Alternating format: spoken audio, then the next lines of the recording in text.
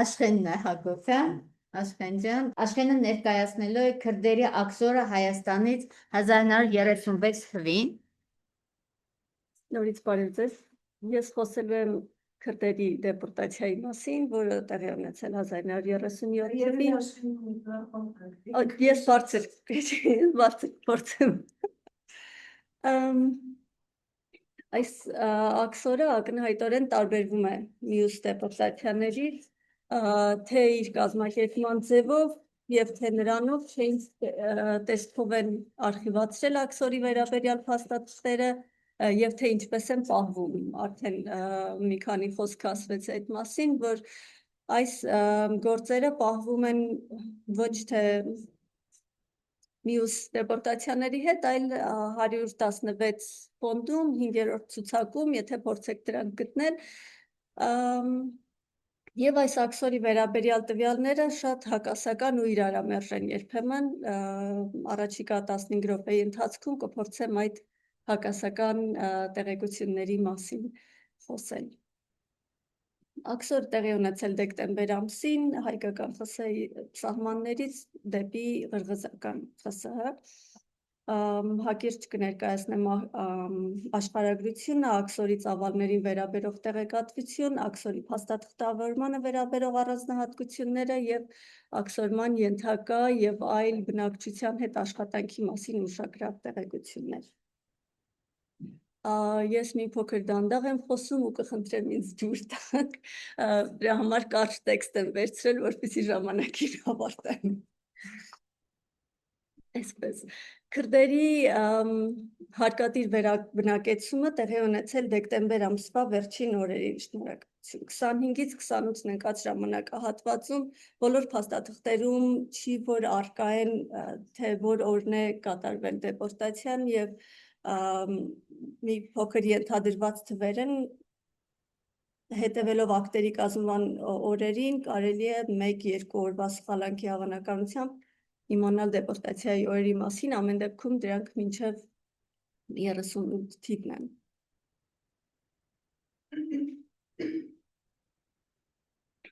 1936 թվականից սկսած Խորհրդային Միության այլ շրջաններում արդեն սկսվել է ԽՍՀՄ սահմանների այսպես կոչված ամրացման գործընթացը։ Այս շրջանը ընդունված է համարել երկաթե վարագույրի ձևավորման շրջան ու այն ուղեկցվում էր նաև սահմաններին մոտ բնակվող անվստահելի սոցիալական շերտերի, հիմնականում էթնիկ խմբերի տեղահանումը որպես անվստահելի տարրերի։ Ուկրաինայում դա տեղի ունեցել սահմանների երկայնքով բնակեցված լեհերի գերմանացիների աքսորով դեպի ղազախական ԽՍՀ, նմանատիպ գործընթացներ կատարվել են նաև Չինաստանի սահմանի երկայնքով, իսկ հայկական եւ ադրբեջանական ԽՍՀ-ների սահմանամերձ շրջաններում բնակվող քրդերն աքսորվել են դարձյալ դեպի թիկունքային շրջաններ, մասնավորապես ղրղզական ԽՍՀ։ Արխիվում պահվող 116-րդ ֆոնդի 5-րդ ցուցակում ամփոփված տվյալների համաձայն քրդերի աքսորն իրականացվել է Վեդիի, Ղամարլուի, Վաղարշապատի շրջանների բնակավայրերից, ընդհանուր 2674 մարդ, 587 տնտեսություն։ Որպես հաշվառման կատեգորիա նշված են հետևյալ մեղադրանքները, թվարկում եմ՝ արտագաղթելու միտված, արտագաղթելու միտված քոչվոր, մտադիր է անօրինական տեղափոխվել Թուրքիա, Ալիբեկի մոտ ազգական, այս Ալիբեկը կարող է փոխարինվել մեկ ուրիշ անվամբ, եւ բացատրված չէ ովքեր են այս մարդիկ, ինչ որտեղ կա բանդիտ Ալիբեկ կամ բանդիտ Մոլա եւ ինչ որ անուն, բայց կա նաեւ հենց այսպես անուններ են։ Շարունակեմ, Թուրքիայում ազգականներ ունի, որոնց հետ կապ է պահպանում, քրդերի շրջանում քարոզում է տեղափոխվել Թուրքիա, բանդիտի մոտ ազգական է։ Աքսորավայրի մասին ավելի վաղ փաստաթղթերում մինչև դեպորտացիան սկսելը նշվում է ղազախական ԽՍՀ։ Մինչդեռ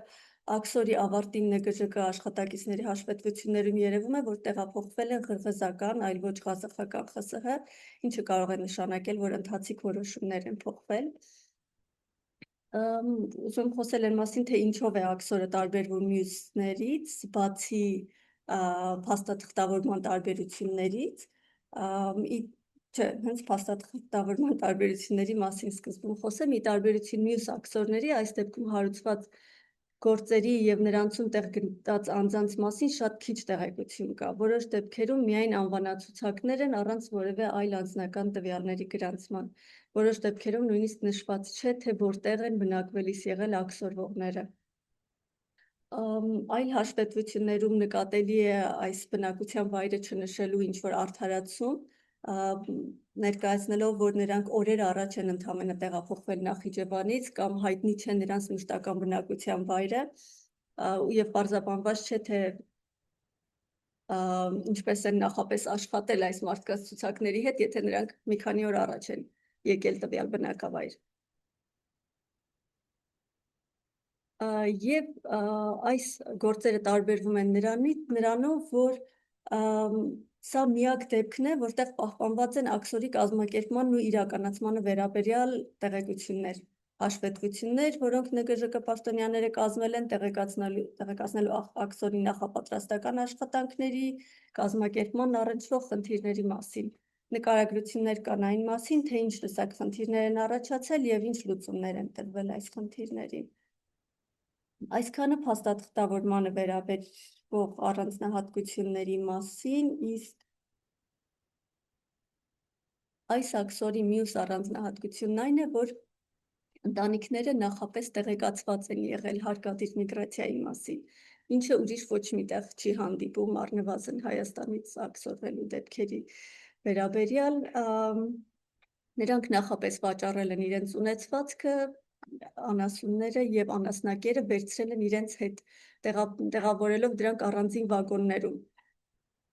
Ըստ հաշվետվությունների, այս ամբողջ գործընթացը վերահսկվել է, որպեսզի աքսորի ենթակա ընտանիքները կարողանան շուկայական գներով վաճառել իրենց գույքը։ Օրինակ Ռեգանլու, Աբիլքենտ եւ Ուլիջանլու գյուղերի մասին նշվում է, որ աքսորվողներն իրենց պատկանող հարդը վաճառել են, սակայն եղանակի ցրտելուն պես կարող էին ավելի բարձր գնով վաճառել եւ կարելի էր նարկոմի ցուցումներով այն պահել, վաճառել, հետո գումարն ուղարկել ԽԽՍ-ական ԽՍՀ։ Նմանատիպ այլ իրավիճակների նկարագրություններից տպավորություն է ստեղծվում, որ սա ոչ թե հարկադիր աքսոր է, այլ բնակչության պայմանավորված տեղափոխություն։ Կարդում ենք նաև այսպիսի պնդումներ ՆԳԺԿ հաշվետվություններում։ Քրդերը բարոյապես պատրաստ էին այս օպերացիային, քանի որ տեղեկացված էին Նախիջևանի սահմանային ջոկատի բաժնում կատարված նման բնույթի օպերացիայից, բացի այդ, հավանաբար քրդերին հասել են տեղեկություններ Ղազախստանում կյանքի դրական կողմերի մասին։ 1937-ի հոկտեմբերին Ղազախստան աքսորված մարդկանց միջոցով։ Այսինքն ստացվում է, որ գնում են լավ տեղ, այսպես ասած, եւ պատրաստ են դրան, դեմ չեն, տեղեկացված են, որոշ փաստաթղթերում նշված է, որ աքսորվողները կարող են ընտրել գնալ ղրղզական թե ղազախական ԽՍՀ։ Այնուամենայնիվ որևէ հիմք չկա ենթադրելու, որ աքսորվող քրդերից որևէ մեկը ընտրած լինի, թե ուր է ուզում աքսորվել։ Այլ հաշվետվություններում կան նկարագրություններ, թե նախապատրաստական փուլում ինչ խնդիրներ են լուծվել։ Օրինակ, այս ամբողջությամբ կարդում եմ, թե ինչպես է հաշվետվության մեջ նշված։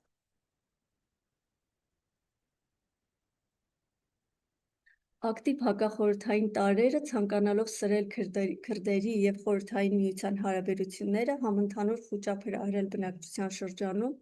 առիթից օգտվել եւ յուրացնել քրդերի պատկանող անասուններին, տարածել են հետեւյալ սադրիչ լուրերը։ Քուրդ տղամարդկանց գնդակահարելու են, իսկ կանանց բռնաբարելու։ Կառավարությունը կոնֆիսկացնում է քրդերի ամբողջ ունեցվածքը։ Քրդերին ուղարկում են Նոր Զելանդիա։ Քրդերին ուղարկում են հեռավոր հյուսիս, որպեսզի նրանք այնտեղ սառեն, իսկ մթերքի 2 ամսվա պահուստը վերցնում են նրա համար, որ մինչև տեղ հասնելը կարողանան 2 ամիս ոտքով քայլել։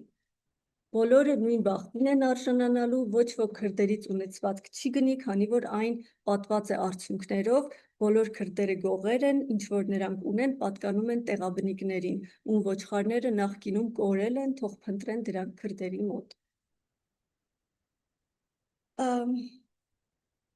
Հաշվետվություններում նշվում է, որ նման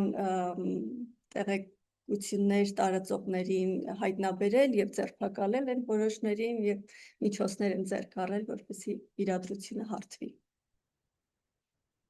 Եթե ուշադրություն չդարձնենք որոշ փաստերի, օրինակ, որ աքսորի նախորդող օրերին գիշերվա ընթացքում ՆԳԺԿ օպերատիվ խմբերը ձերբակալել են աքսորի ենթակա ընտանիքների 16 տարեկաններից բարձր տղամարդկանց, ու որ գործում առկա են մեղադրանքներ բանդիտների հետ կապ ունենալու, արտագաղթելու նպատակ ունենալու եւ այլ մեղադրանքներ, կարելի է մտածել, որ խոսքը ոչ թե միգրացիայի մասին է, այլ կամավոր մի այսպես ճամփորդության եւ իմ այս պահի դիտարկմամբ հիմնական խնդիրը այս հարցը հասկանալն է, թե ինչ էր ի վերջո այս աքսորը, կամավոր տեղափոխություն, ինչպես նկարագրում են ՆԳԺԿ պաշտոնյաները, որը քիչ հավանական է իհարկե, եւ ինչ նպատակով էր այսպես ձևակերպված, որի բառապաշարը շատ եզակի է, եթե համեմատելու լինենք մյուս գործերի հետ, որտեղ որ տոնը մեղադրական է, մեղադրանքը ներկայացվում է, գործը հարուցվում եւ մարդիկ ստանում են իրենց ճակերտավոր պատիժը։ Իսկ այս դեպքում ամեն կերպ մեղմացված է եւ տպավորություն է ստեղծվում, որ ամեն ինչ իրենց ցանկությամբ է, եթե իրենց ցանկությամբ էլ չէ, ապա իրենց շահից ելնելով է կազմակերպված եւ առավելագույնը ապահով տարբերակով, մինչդեռ գիշերվա ընթացքում ձերբակալությունները բոլորովին այդ մասին չեն խոսում։ Շնորհակալություն։